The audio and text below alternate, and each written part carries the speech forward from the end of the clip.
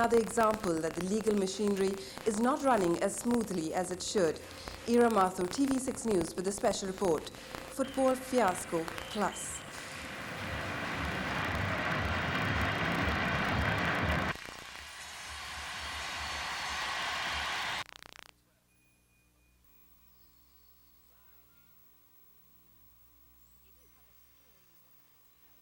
Some of the stigma attached to the public service is that it's overloaded and mismanaged. And public servants over the years have been accused of having developed a lazy and unproductive work ethic. The union responds by saying that the public servants are misunderstood, abused and hard done by. So what's it to be in 1993? Concessions, retrenchment or brute force? The government spends 32% of its budget on public servant salaries. So that we're talking about $3 billion in a budget this year of about $7 billion. And public servants are still owed some $2 billion. Abuse. In a sense, we have had our pockets picked by the removal of, at one time, of 10% in the COLA and the stopping of the merit increases. We had to go to court to get back our property, and we're still fighting to retrieve the arrears. The civil service took a 10% cut in salary for a period and had it reinstated. The private sector, many of them lost their jobs totally. Whole businesses went under, right? What happened to all those people? Nobody begged for them and said that, they have families to maintain. Sure, they have families to maintain, but somebody's got to get out there and do something productive. Although union leader and ministers say current relations are amiable, the bomb left by the late Dr. Kenrick Rennie is far from being diffused. Brute force in 1993. It was no joke. The statement was made after the country had a taste of it and was deprived of water for several days. From time any kind of industrial action starts, there's somebody to say this section of the community is being held to ransom, and this section of the how can you avoid that? How can you avoid deprivation if industrial action means withdrawing either your enthusiasm or your service or whatever? How is it possible for nobody to suffer? On brute force, Minister Draper told me, we will have to wait and see. I don't want to second-guess anything. But the chamber is not so reticent. If the government can give in, it means the government has money to give in with. It is my belief that the government does not have any money to give in with, so the government cannot give in. What happens then? One has to realize that production must go on if we are all to live. I keep on getting back to this bottom line that you have got to produce to live. The government says simply that the CPO team is currently negotiating with the unions, and this is progressing well. But the union wants its debt to take priority over external debts. That kind of external direction is an iniquitous thing. It's something that we can't sit and be happy with. We heard the cries of, don't pay the foreign debt. That's a nonsense, because the moment you don't pay your foreign debt, you're going to be cut off at the knees and left as a small floating island without credit rating, without even your ability to purchase anything other than a bartering arrangement. We are exploring everything. We are using every means available to us to achieve our goals. We are negotiating.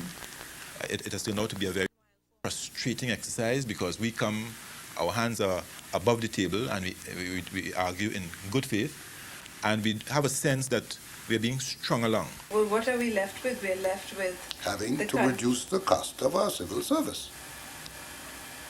They've got to do that. I don't know how they're going to do it, but they've got to do it. In the interim, if the civil servants decide they're not going to give in... Shut the country down then. And let's see what happens to us then. If it came to the point where everything failed and we were satisfied that something else, some other level of protest was required, it would be irresponsible if we didn't take it. The civil service still won't get the money, or any other union who wants to ask for it. The managements won't have any more money. The government won't have any more money. Nobody will have any more money. And we'll be starting from scratch, but that much worse off. But what is clear is that the late Dr. Kendrick Rennie's now famous phrase, brute force, will come into play if the public servants' debts are not dealt with. Ira Mathur, TV6 News, with a special report.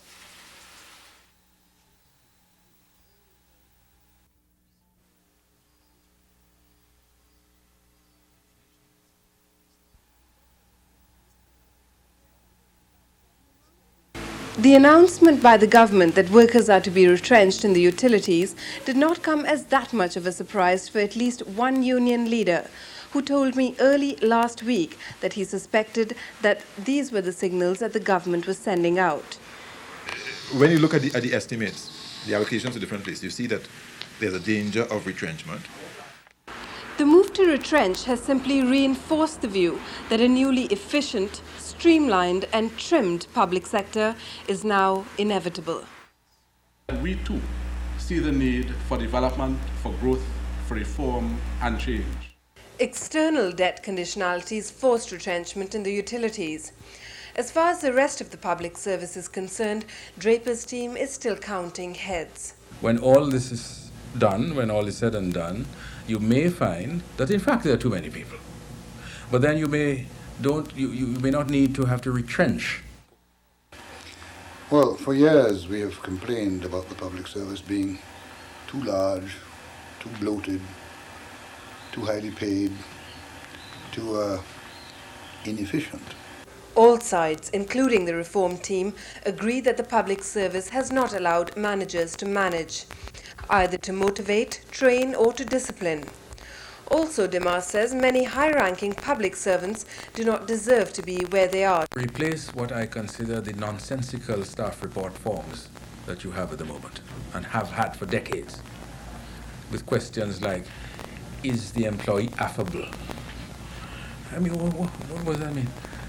That if you go and smile at your boss and laugh at the boss's jokes, the boss will give you a good mark, and so you go up the ladder. And as Mary Wilson England is said to have said about David Frost, you rise without trace.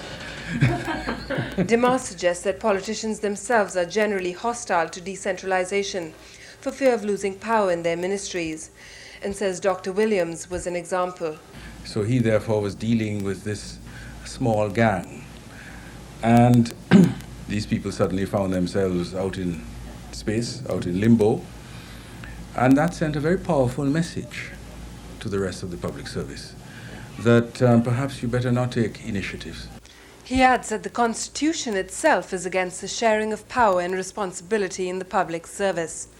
If constitutionally a permanent secretary is responsible only for supervision, then he has the constitutional right not to manage. Now this is absurd, because on the one hand you're saying that the public servant, or at least the head of the ministry, must manage. And on the other hand, you put in the Constitution that he's only to supervise. The future? There's a lot of talk about streamlining and so on, and the sense that we derive from it is that there's a thrust to make the public service smaller by eliminating lower categories, contracting out work that people do at present in the public service. We are opposed to that. I see a slimmed down, retrained, and reoriented civil service, hopefully freed up, given the right motivations and the ability to discipline their people so they can in fact operate a responsive system. Slackers may be in for a shock. Those people have to be weeded out. You can't have the taxpayer of the country paying for people who are idling, who are finding every reason in the book not to carry out a task, not even to reflect on the particular project that has been put before them, and who at the end of the month are the first in line to draw their salaries. Performance becomes the criteria for reward and for promotion in our public service. This is going to cause some pain. But if you're going to reach success, you have to endure some pain. What kind of pain? Well, some people may find themselves drummed out of the service for inefficiency or whatever other cause, and others may remain in the service but simply won't rise, with or without trace. Unfortunately, retrenchment may well be the catchword for 1993.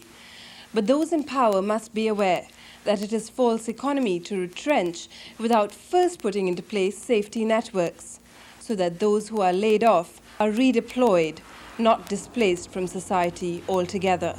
Ira Mathur, TV6 News, with a special report.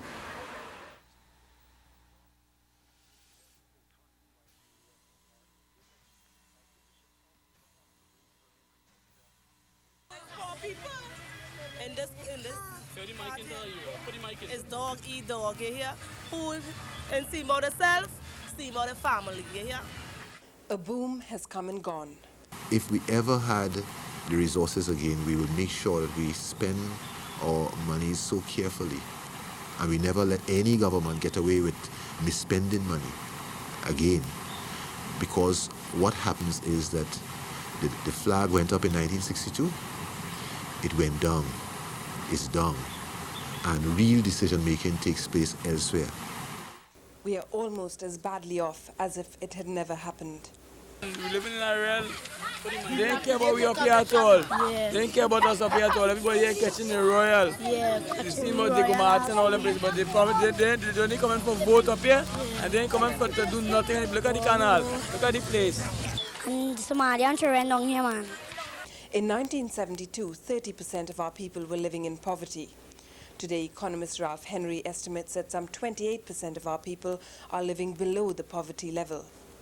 If we go by Dr. Henry's statistics, then it means that more than 300,000 people in this country live below the poverty line, which means they are barely clothed, fed, or sheltered.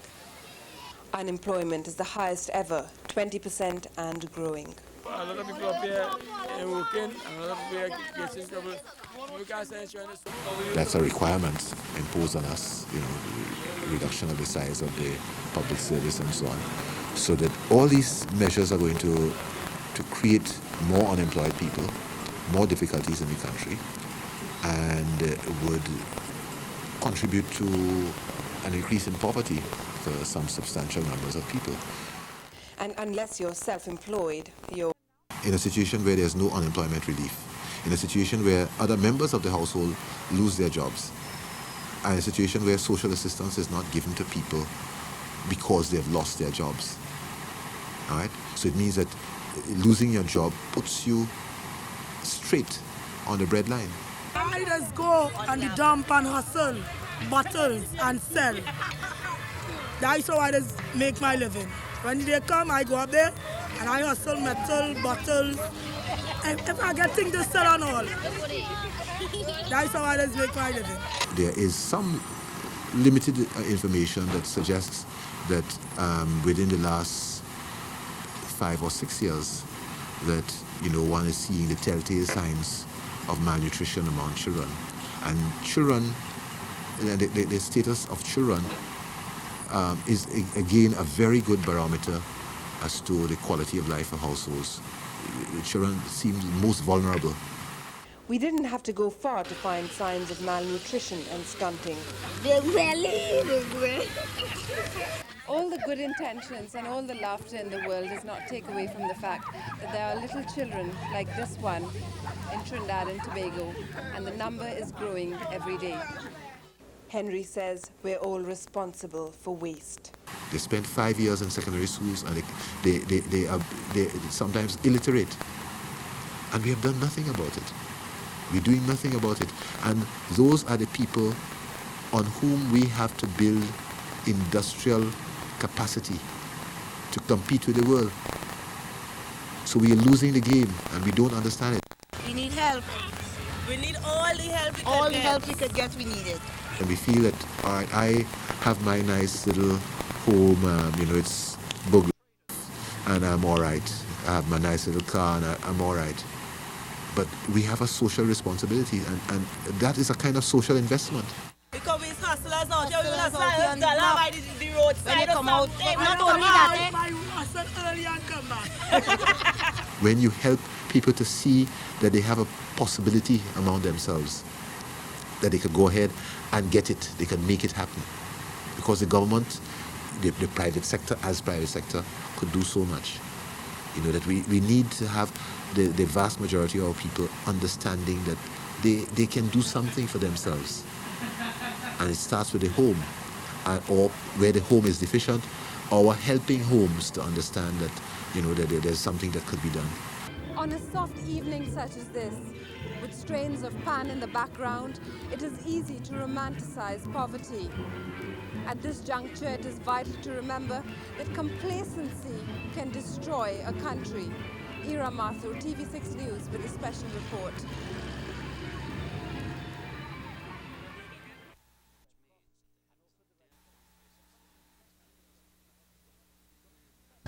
The PNM's manifesto relied heavily on the construction industry to create jobs, and construction is happening. There are a lot of projects because we have a lot of unmet needs. The Hilton is doing a 24 million expansion.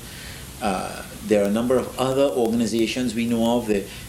Our prospective tender list over the next 2 years is very, very lengthy. We can say confidently that we would get more revenue from it, and I think Trinidad and Tobago as a whole should benefit from it. But jobs obviously are not. 5 times as many people are coming onto the job market as are dying each year. Frustration at tightened belts abounds. They need work, and we really need work to do. You understand?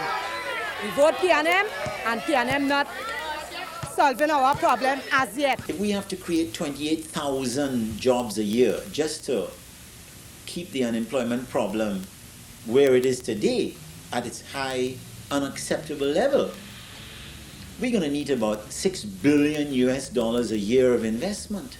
But we don't have that. And the government can't do it alone. The problem goes beyond politics. While the state will always have a responsibility to make grants, payments, you know, ensure subsidies, it has to bring on board a number of the so-called non-governmental organizations. Poor people are poor people because they have been born into circumstances and need to be given some kind of facility to break out of it. It's a vicious circle. They're trapped sometimes. The poverty trap, as it's sometimes called, has to do with children having children, and they're caught. My small daughter has 6, and my big daughter has 3. 2/3 of them tell you they didn't plan the baby. Well, I struggling. I don't beg anything on my children. The Family Planning Association, an NGO, can break the trap by spreading the word that uncontrolled births mean that the already shriveled national pie will have to be divided into crumbs. The FPA needs funds to help educate people out of the poverty trap, up and down the country. A holistic education which helps them see the link between having too many children and staying down in the dumps. But why they have so many children if they're so poor? And I just tell them that. Them know what they're doing. $10 million is a joke. It's a joke. If you consider the size of the problem that you are going to be tackling, it is no less than trying to change an entire country towards a direction that will ensure our survival in the 21st century. And I think $1 million is pure peanuts. And most people support family planning and want it. And when Selwyn Ryan broke this down by religion, surprisingly, the Catholics, the other Christian religions, the Hindus, again, only 2-3% opposition, 87% support. But people don't know enough about it. Poor people have to make this link. If you have 9 children, you have to feed 9 children. If it had 2, the money you would have saved on 7 could be put to improving the quality of life. And that is a message of education, that we need the resources to help people. How many children you have? 6. Without education, they never cross the bridge between knowledge and practice. I don't have no husband. So how you manage to support 6 children? My mother is stable. Some 100,000 people in Trinidad and Tobago are currently unemployed. If trends continue, each year 8,000 additional people will join the ranks of the unemployed. So 5 times as many people are coming onto the job market as are dying each year. And we're still waiting on our home. No one again with us 10 days. That is how we live That we don't tackle the problem of unemployment only through job creation. We have to tackle it also by reducing the birth rate, the demand for jobs. The FPA is frantically sending the danger signals to the powers that be and is calling for support now. The electoral cycle, which is 5 years, is a short-term cycle. The issues that we have been discussing are longer term. They span 15 to 20 years. And since independence, we've had 3 generations of children making children. Time to stop. It's time to stop. The FPA's message is think ahead 20 years. Stem the population growth and future demand for jobs now, instead of scrambling around with scarce resources to find jobs for multitudes later. Ira Mathur, TV6 News, with the special report.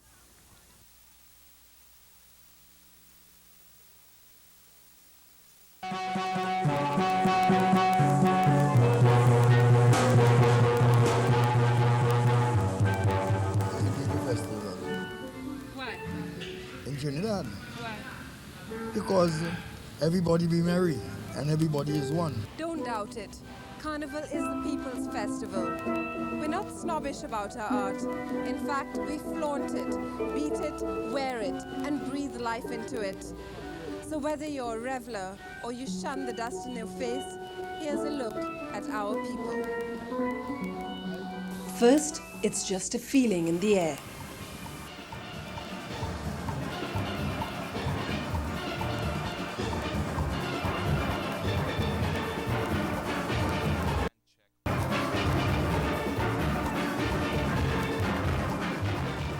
It gathers momentum.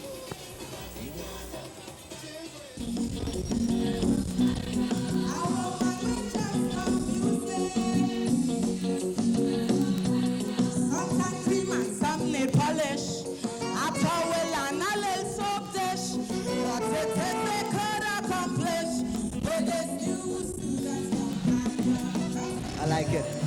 And more momentum.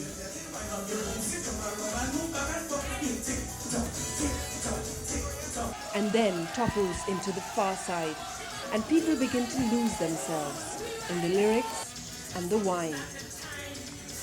While some gyrate, others create. They just do white feathers, they sew them down, and they glue them, and they decorate it. When it's carnival, you normally feel, if you feel it in the air, it's something that, travels through the air, and one, even probably, you're a foreigner, you get this excitement, and there's a feeling, a sort of electricity in the air.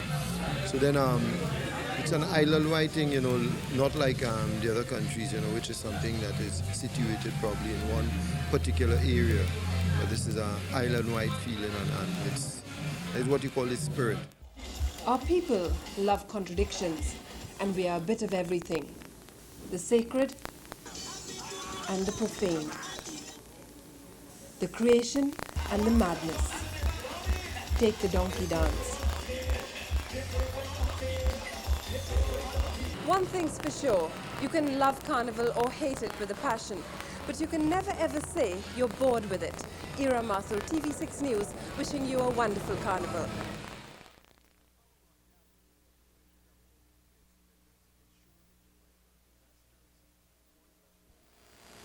Hayya ala salam. Hayya ala salam. You don't feel hunger anymore because you feel that God is in your presence and in your heart. And this is what sustains you in fasting from dawn to sunset.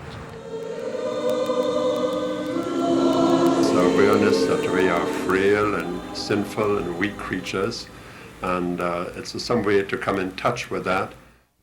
One of the chief reasons for fasting in Hinduism has to do with a spiritual cleansing of the inner self as opposed to physical cleansing. This is a prerequisite for us getting involved in our ritualistic worship. In so much that even during the course of the week, Hindus observe special days of fasting for a particular deity that they worship during the course of their lives. The custom is as ancient as religion itself, and equally universal. This month, followers of 2 major religions prescribe fasting. It's Ash Wednesday. Only the rumble of traffic and the sounds of rustling, falling leaves break the silence in this church. The hand of temperance, self-reflection, cleansing of body and mind has fallen on Christians worldwide. The season of Lent has begun. Here in Trinidad and Tobago, fasting brings an abrupt halt to the raucous sensuality of Carnival. It's a sharp contrast to mindless pleasure. It tames the animal in us and brings out our deeper, thinking human selves. The methods may differ. It is almost dusk. We are about to witness the breaking of the fast, followed by the dua or prayers, a ritual followed by Muslims worldwide in the holy month of Ramadan. Muslims go by the book. From sundown to sunset, not a drop of water or morsel of food must pass their lips. They are forbidden sexual contact. Look, this is the wazu, the ritual washing of the body, accompanied by prayers. The sun has set. Time to eat and share food with the needy. A call for prayer. Men and women assemble separately. Only children and the ill are exempt, but they all try. The difference between the fasting of the Muslim and the fasting of the other faiths is that here it is an injunction which is obligatory and has to be performed every year, observed every year, as it is one of the 5 fundamental principles of Islam. We are liberated from the laws. In a certain sense, we must become lawless, but not in the sense of not observing the laws, but going beyond the laws at the heart of what the law is about. And we do that by being like Jesus, our relation to Jesus, as Christianity is a religion centered around the person of Jesus, not around a Bible or a book. Those who fast will tell you that by about 3 o'clock in the afternoon they get slight hunger pains in the first few days. Now, this is to empathize with those people who do not eat, who are perpetually hungry and who are in a state of semi-starvation. And God wants you to react to that. Drink without sugar in your coffee in the morning. Small little things that you can control, and maybe learning to control areas that are in your power of control will also draw strength and encouragement to try controlling areas which you find very difficult to control. But all religions agree on one thing. Fasting is considered in the Hindu religion as a soul cleansing process. And this is why I do not believe it differs from any other religion. One man took fasting beyond religion. He made it into a form of silent protest. During India's fight for independence, Mahatma Gandhi battled guns with starving himself. Fasting became a very potent weapon in the hands of Mahatma Gandhi, and initially when it was started, there was a feeling that it's a futile instrument. But by 1947, when India attained independence, it did prove to be a very potent weapon. And we see this form of non-violent protest even today. Take parliamentarian Subhash Pandey. If he is sincere, that's a good thing, because he's using a period where Christians and Muslims are called to fast, and